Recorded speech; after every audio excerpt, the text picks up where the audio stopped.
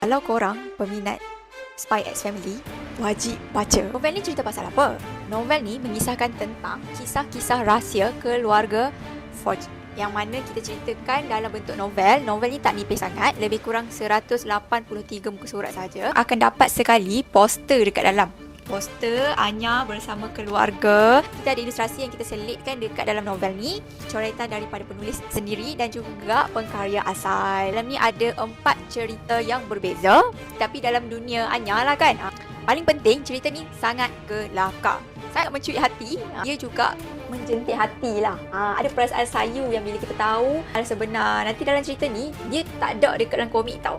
Cerita tambahan di dalam novel.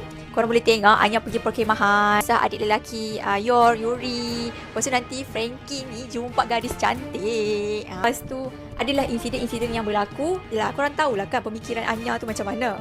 Kalau lah Anya ni ada dekat luar kan, nak penyek-penyek rasa. Walaupun dia annoying, tapi dia kelakar. Dapatkan sekarang.